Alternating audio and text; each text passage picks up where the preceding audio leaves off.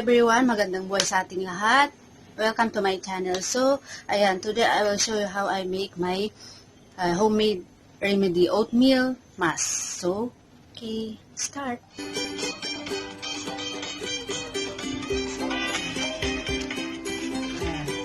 Oatmeal, then milk, then honey, and then hot water, and then milk. Ayan. First, we need bowl and spoon. Then, oatmeal. Yan, hingi ko kay ate ko to. Then, yan, yung honey. And water. And, lagyan ko siya ng, ano lang to, lagyan ko lang siya ng milk. Yung gamitin ko yung berber na pinirhukan ng umaga.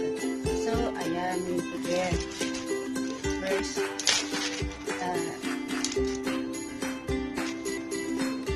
I put 2 spoon.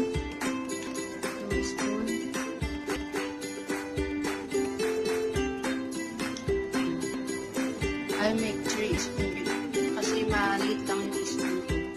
So, yan. 3 spoon. And then, honey.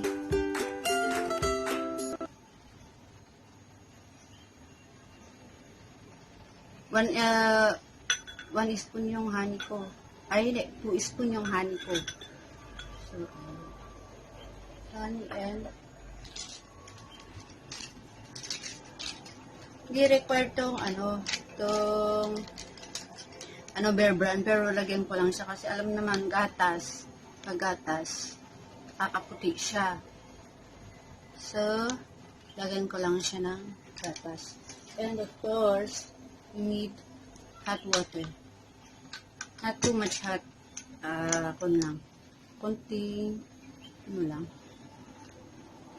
Yan. Dito. So, yeah.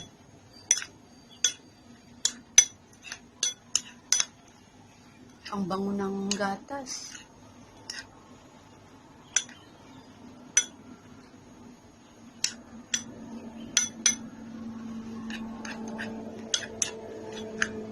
So, ayan na siya, guys.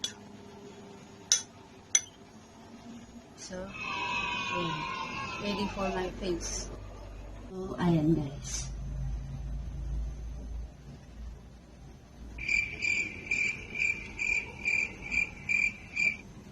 Lagkit yung lagkit yung honey. Para mabango yung gatas. Uy, makakain ko naman yata.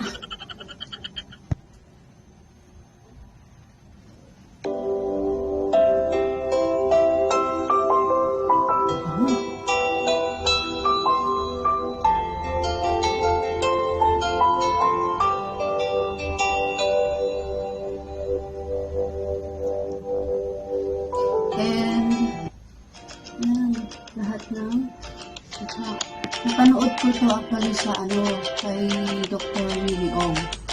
Nakakaganda daw to. So, itry ko siya. First time kong gawin to.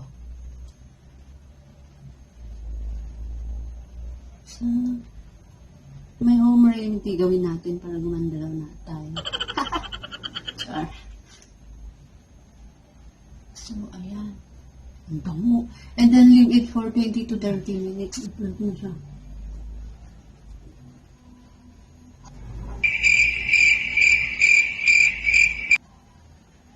Ang bango ng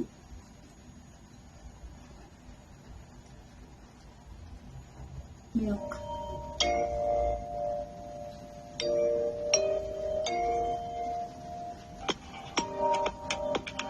And then, ilib ko siya na. 20 to 30 minutes.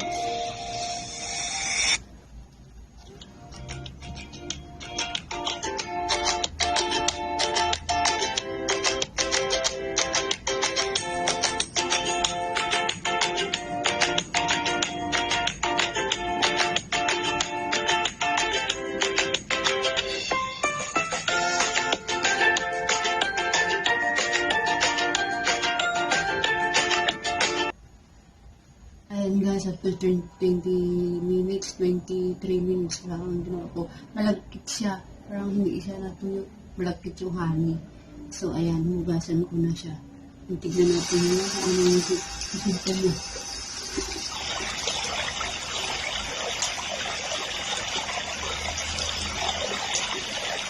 Mabangot talaga siya. Yung